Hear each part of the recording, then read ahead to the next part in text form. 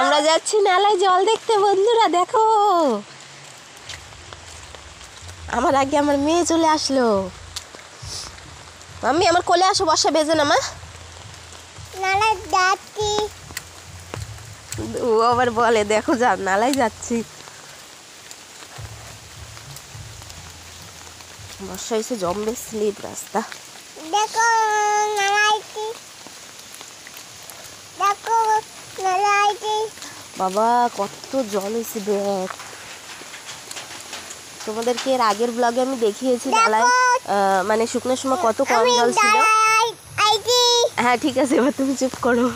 আর এখন দেখো নালা ভরে গেছে, আরও জল হবে। এই যে আমরা এখন যেখান থেকে হাঁটছি এইসব জায়গায় জল চলে আসে। এখনো সেরকম বর্ষা হয়নি।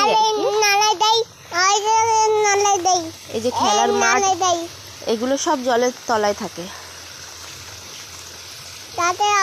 ওই যে একটা লোক আসছে ওইখানে খেলার মাঠ, ওগুলো সব মাজা জল থাকে।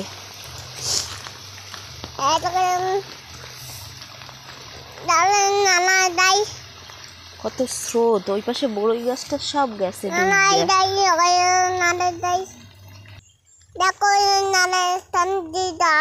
এই দেখো এই পুরোটা হচ্ছে নালার মাঠ, এখানে সবাই খেলতে আসে। এই যে অল্প অল্প জল হয়েছে না, এখানে পুরো মাজা জল থাকে। আর এখান থেকে রাস্তা ছিল নালায় যাওয়ার, সেটা একদম ঢাকা পড়ে গেছে। এখানেই একটু চুপ করবি। কত স্রোত দেখ, ওই দেখ।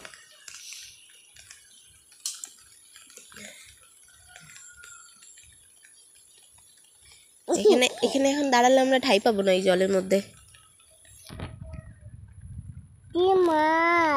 কি মাছ? কোথায়? কোথায় বই নাই? তো গাইজ হয়ে গেছে, এখন আমরা ফিরছি বাড়ির দিকে। আর একটু পরে আরও বেশি জোরে বর্ষা আসবে, জল আরও বাড়বে। ওই দেখো একটা ঘর দেখা যায়, দেখা যায় ওই যে একটা টিন দেখা যায় না, ওইখানে আগের বছর ওইখানে জল উঠে গেছিল। গাড়ি টাড়ি সব ভাসিয়ে নিয়ে যাচ্ছিল, বেঁধে রেখেছিল। কোনো রকমের গাড়িটা রক্ষা করেছে। তারপরে 8-10 হাজার টাকা খরচা করে তারপরে গাড়ি ঠিক করেছে। জল ঢুকে গেছিলো সব জায়গায়। জল আরও বাড়বে, আবার বাড়লে পরে দেখাবো। টাটা।